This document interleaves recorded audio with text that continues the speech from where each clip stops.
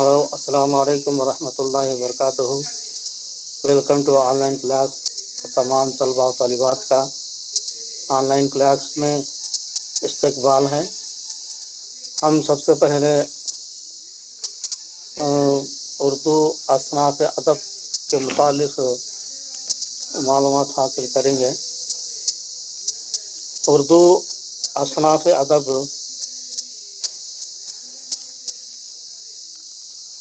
دنیا کی تمام زبانوں کے ادب کو دو حصوں میں تقسیم کیا جا سکتا ہے۔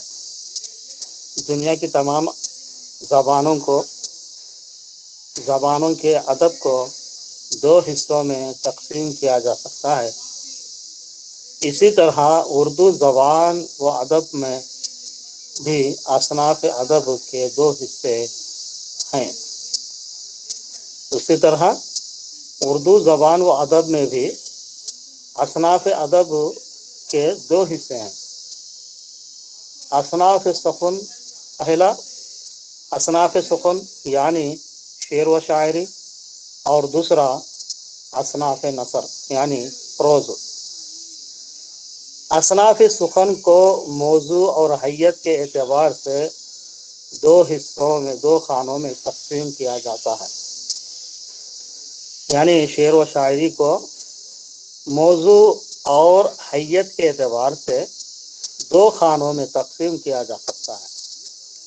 پہلا خانہ موضوع کے اعتبار سے تقسیم اور دوسرا حیت کے اعتبار سے تقسیم۔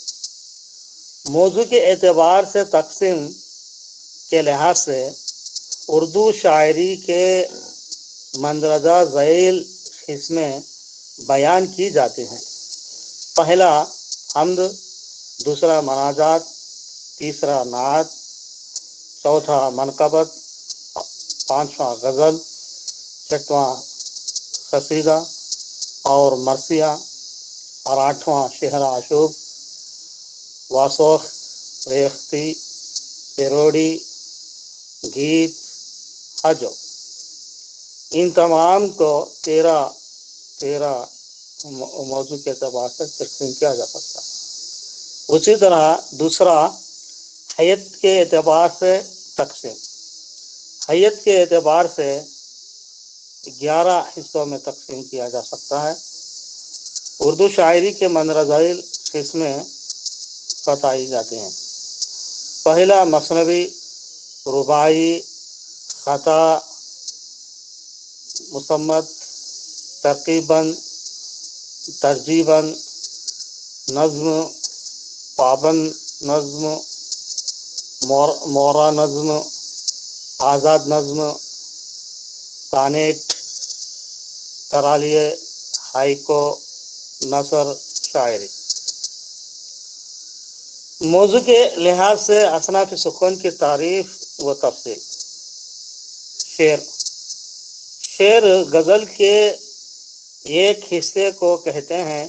شعر کی سطر کو مصرع کہا جاتا ہے۔ شعر کو سطر کو مصرع کہا جاتا ہے۔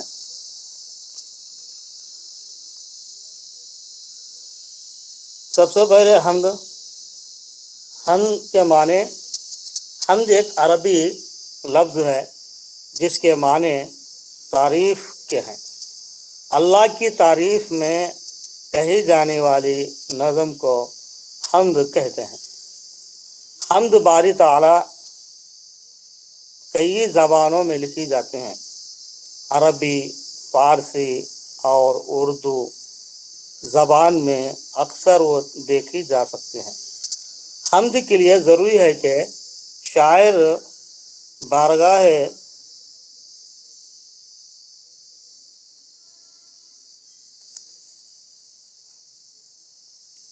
حمدیت کے آداب کا مکمل خیال رکھے۔ لب و لہجہ انتہائی مؤدب اور عاجزانہ و انکسارانہ ہو۔ زبان پاکیزہ، شستہ اور بلیغ ہو۔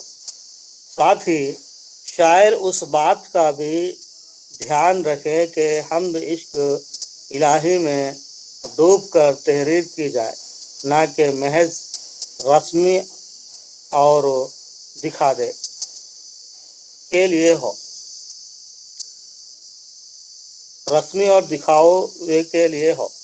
ذیل میں مولانا احمد رضا کے چند اشعار ملاحظہ فرمائے۔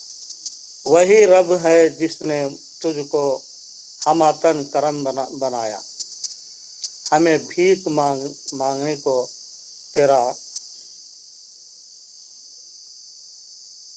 ہمیں بھیک مانگنے کو تیرا آستان بتایا، تمہیں حاکم برایا نے تمہیں خاصم عطایا، تمہیں دافع بلایا، تمہیں شافی خطایا۔ مناجات کا مطلب ہے دعا، ایسا کلام جو بارگاہ حمدیت میں بطور التجا پیش کیا جاتا ہے، مناجات کہلاتا ہے۔ مناجات کا مطلب ہے دعا، ایسا کلام جو بارگاہ حمدیت میں بطور التجا پیش کیا جاتا ہے، اسے مناجات کہلاتا ہے۔ مثال کے طور پر، الہی مدد کر مدد کی گھڑی ہے، الہی مدد کر مدد کی گھڑی ہے، گناہوں کے دل میں کشتی پھنسی ہے، میرے دل پہ غفلت کی چادر پڑی ہے، نحوست گناہوں کی چھائی ہوئی ہے، یہی بات ہم نے بڑوں سے سنی ہے، نہ ہو بندگی گر تو کیا زندگی ہے، اے ابر کرم آ برس جا، عجب آگ آسیاں کی مجھ میں لگی ہے، نہیں پاس حسن و عمل میرے مولا، نظر میرے تیرے کرم پر لگی ہے، عبید رضا نیکیوں سے ہے خالی، گناہوں میں حاصل اسے برتری ہے۔ یہ تھی مناجات کی دعا، اور اس کے بعد ہم نعت کے بارے میں پڑھیں گے۔ نعت دراصل اللہ کے رسول صلی اللہ علیہ وسلم کی تعریف میں لکھی جانے والی نظم کو نعت کہتے ہیں۔ پیغمبر اسلام حضرت محمد مصطفیٰ صلی اللہ علیہ وسلم کی مدح، تعریف و توصیف، شمائل و خصائص اور کمالات و اختیارات کے شعری انداز بیان کو نعت یا نعت خوانی یا نعت گوئی کہا جاتا ہے۔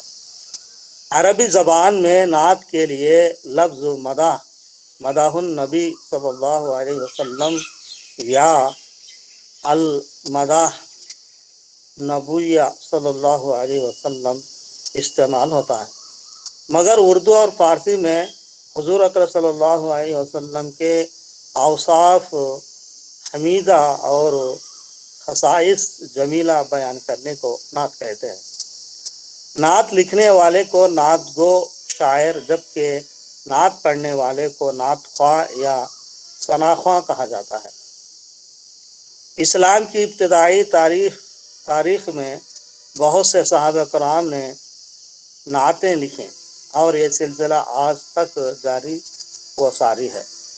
اولین نعت گو شعراء میں حضرت محمد صلی اللہ علیہ وسلم کے چچا ابو طالب اور اصحاب میں حضرت حسان بن ثابت رضی اللہ عنہ پہلے نعت گو شاعر اور نعت خواں تھے۔ اسی بنا پر حضرت حسان رضی اللہ عنہ کو شاعر دربار رسالت صلی اللہ علیہ وسلم بھی کہا جاتا ہے۔ ذیل میں آپ کے نعتی اشعار ہیں۔ وحسن ان کلم تر قطن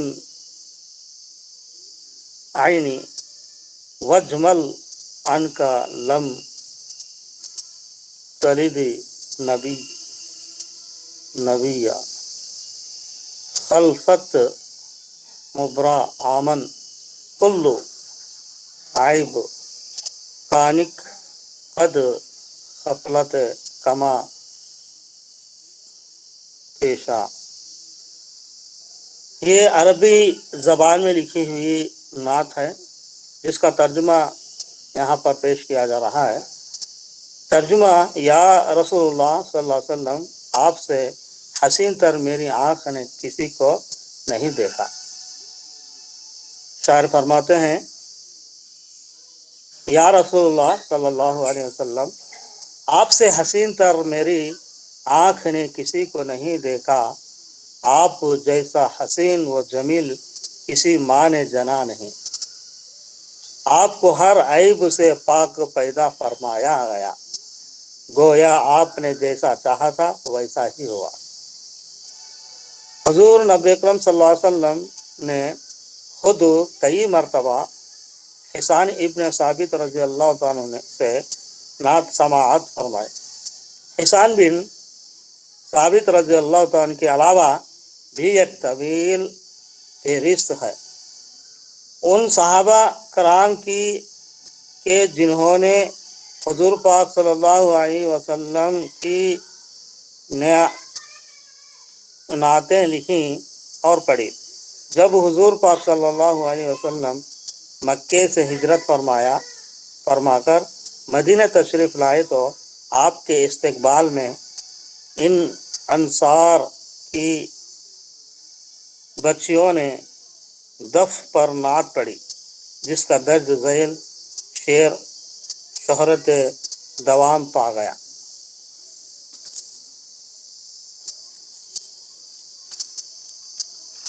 طلع البدر علینا من سینایات الوداع وجد شکر علینا ما دعا اللہ دعا.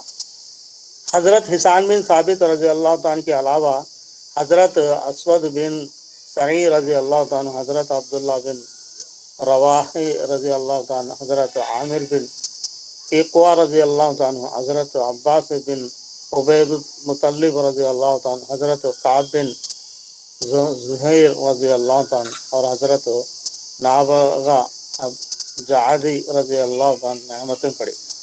صحابہ کرام کے بعد امام ابو حنیفہ رحمۃ اللہ علیہ، مولانا روم رحمۃ اللہ علیہ، شیخ سعدی رحمۃ اللہ علیہ، مولانا جامی رحمۃ اللہ علیہ، امام ابو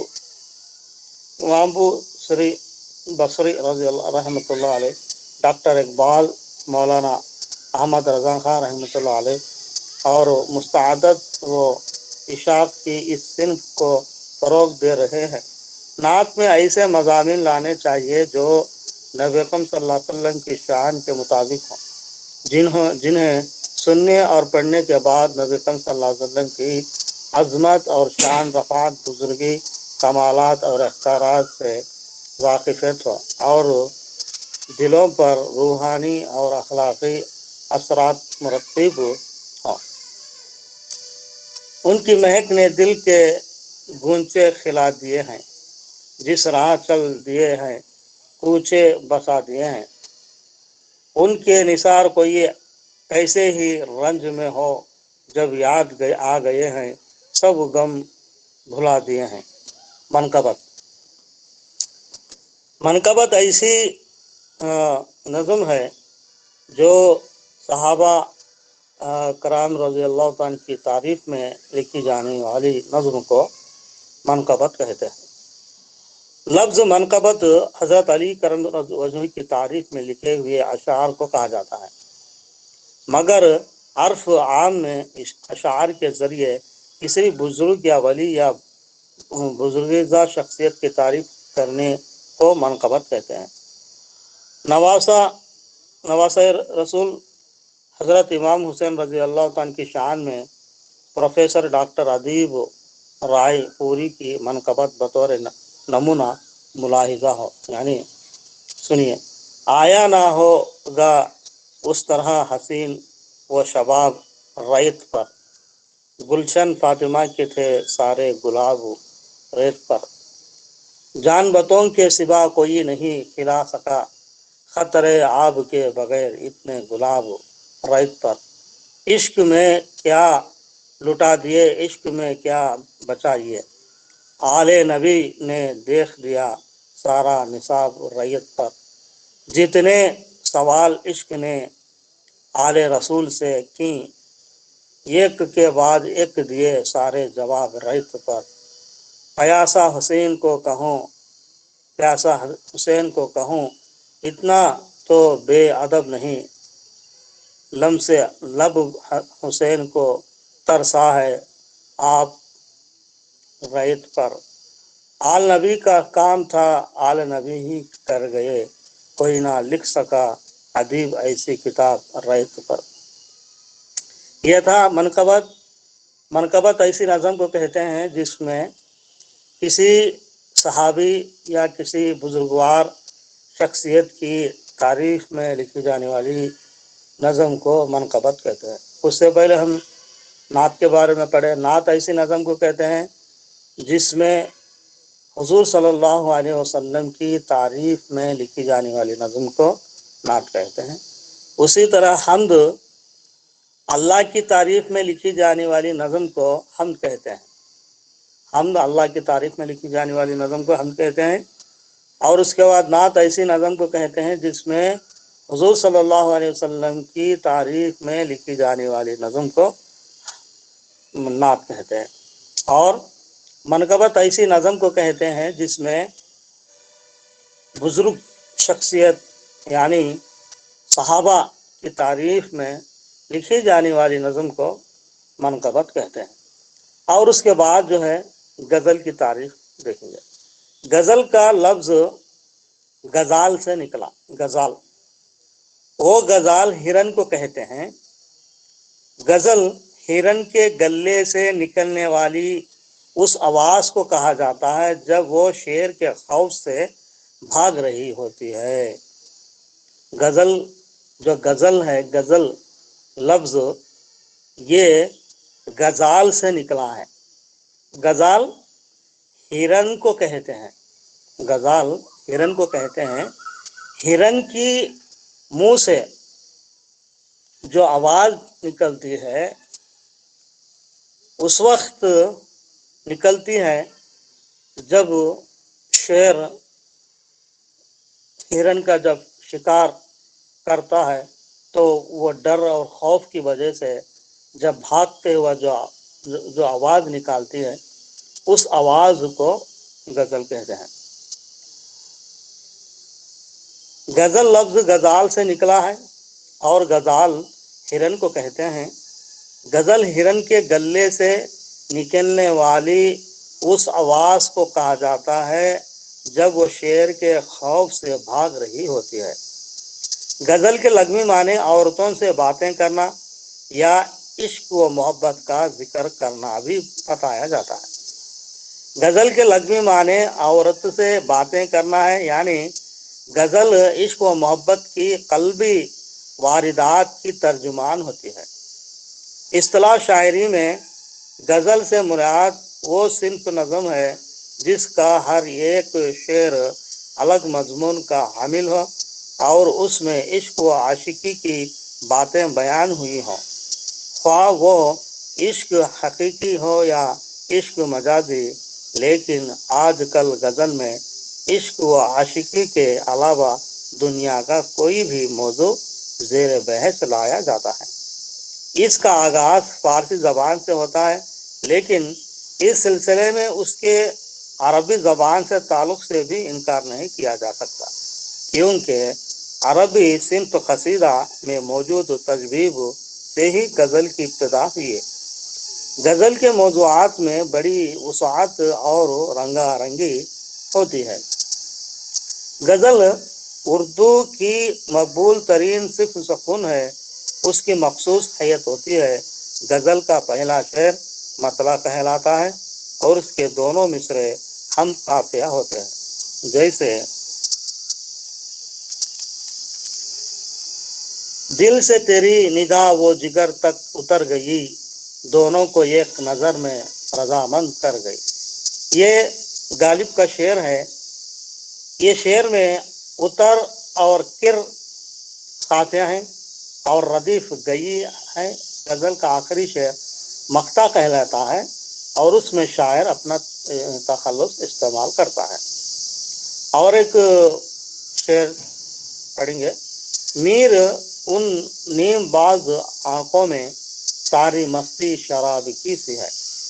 غزل کے پہلے شعر کو مطلع اور آخری شعر کو مقطع کہا جاتا ہے، جس میں عام طور پر شاعر اپنا تخلص استعمال کرتا ہے۔ غزل کا سب سے اچھا شعر بیت الغزل کہلاتا ہے۔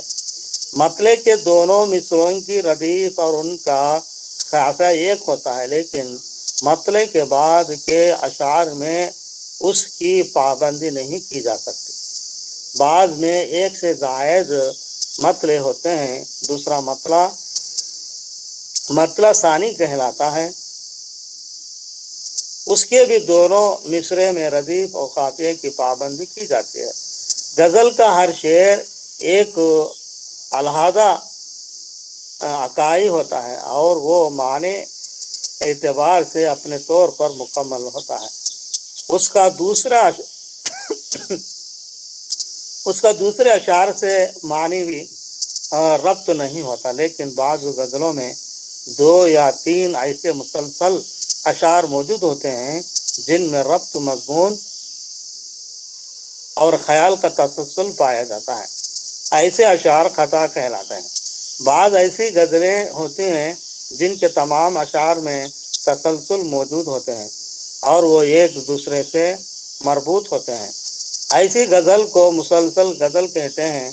غزل کے اشعار کی تعداد 3 سے 50 تک متعین کی گئی ہے، لیکن عام طور پر 7، 9 یا 11 یعنی 7 اشعار پر مشتمل ایک غزل ہوتی ہے۔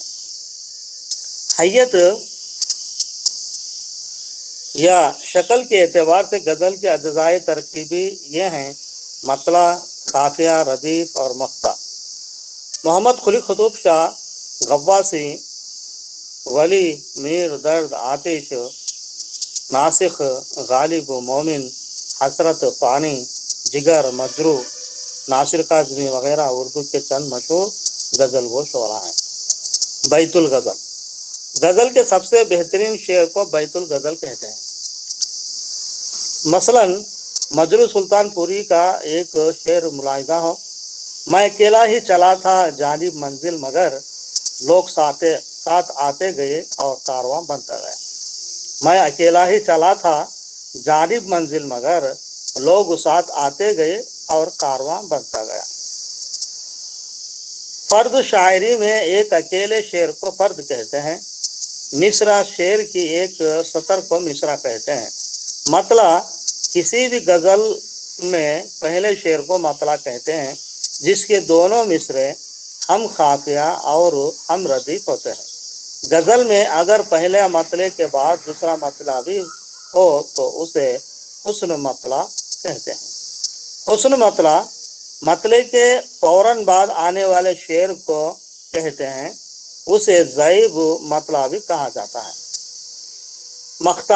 مقطع کے معنی خطا کرنے کے ہیں، چونکہ شاعر اپنی شاعری کے اختتامی شعر میں اپنا تخلص استعمال کرتا ہے، اسی آخری شعر کو مقطع کہا جاتا ہے۔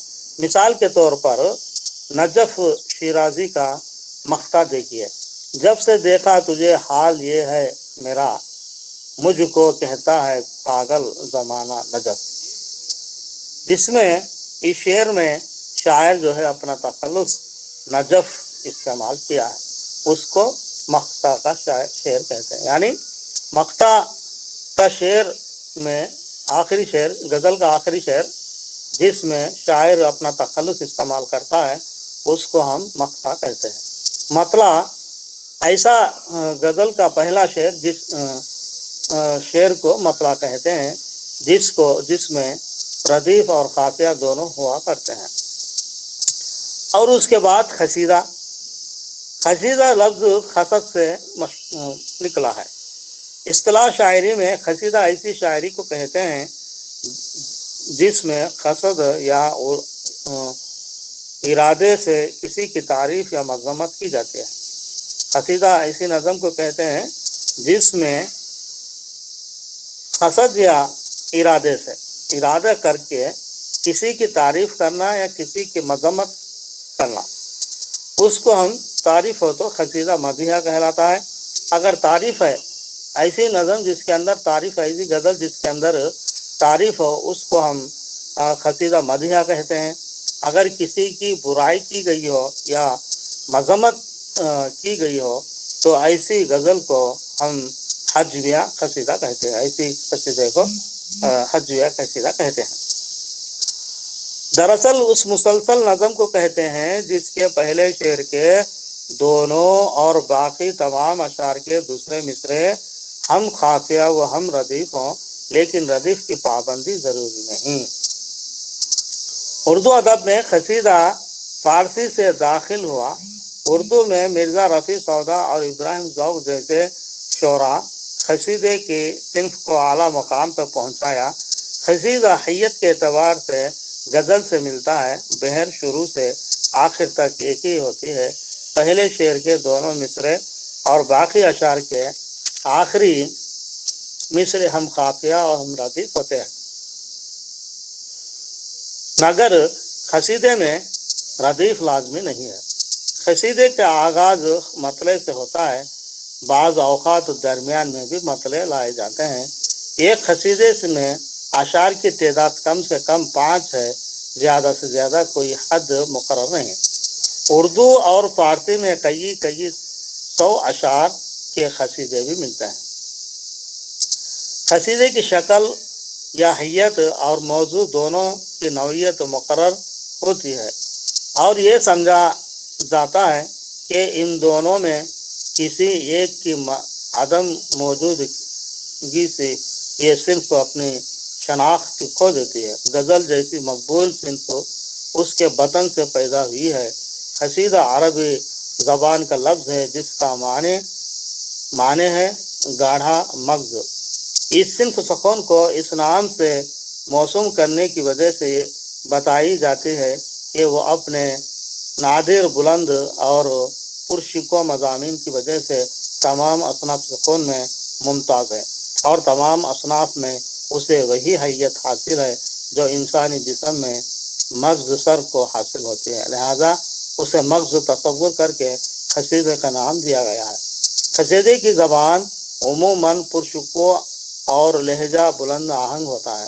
قصیدے میں الفاظ و تراکیب رعب اور باقاعدہ ہو، تشبیہات و اشتہارات کا موضوع استعمال ہو، ثنائی بدائی میں جدت طرازی، خیالات کی ندرت اور مبالغہ آمیزی ہو، مگر غلو سے گریز بہتر ہے۔ قصیدے میں غزل کے برخلاف خیالات کی ندرت اور مبالغہ آمیزی ہو، مگر غلو کے گریز بہتر۔ قصیدے میں غزل کے برخلاف خیالات اور مضامین مربوط ہوتے ہیں، اسی لیے اسے عنوانات سے مزید کہا جاتا ہے، جیسے در منقبت حضرت علی اور منقبت امام رضا، اور در مدح عالمگیر ثانی اور در مدح عاشق الدولہ وغیرہ۔ قصیدے کو مختلف مناسبتوں سے مخصوص ناموں سے موسوم کیا جاتا ہے، جیسے آخری لفظ کی مناسبت سے تقسیم۔ یہ تھا انشاءاللہ۔ اب تک یہ کلاس انشاءاللہ اختتام تک پہنچا جا رہا ہے۔ انشاءاللہ پھر اس کے بعد قصیدے کے بارے میں اور مزید علم حاصل کریں گے، جانکاری حاصل کریں گے انشاءاللہ۔ اس کے بعد جو ہے قصیدے کا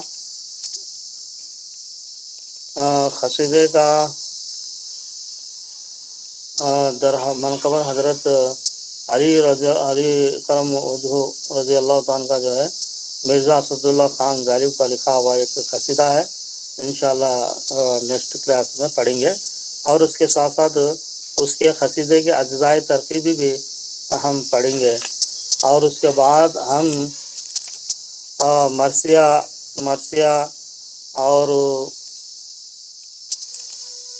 بہت سارے چیزیں جو شہر عاشق اس کو کہتے ہیں، واسق اس کو بولتے ہیں، ریختی کس کو بولتے ہیں، پیروڑی کس کو بولتے ہیں، وہ ہمیں جو ہے گیت کس کو بولتے ہیں، حجو کس کو بولتے ہیں، انشاءاللہ مثنوی کس کو بولتے ہیں، مثنوی کے حیت کیا ہے، اس کی اجزائے ترکیبی کیا ہے، اور رباعی کس کو بولتے ہیں، رباعی کے اجزائے ترکیبی کیا ہے، خطا کیا ہے، مسمت کیا ہے، ترتیباً کیا ہے، اور ترجیباً کیا ہے، نظم کس کو بولتے ہیں، انشاءاللہ جو ہے ہمیں نیکسٹ کلاس میں پڑھیں گے انشاءاللہ۔ آج تو یہ کلاس نہیں ختم ہوتا ہے انشاءاللہ، خدا حافظ۔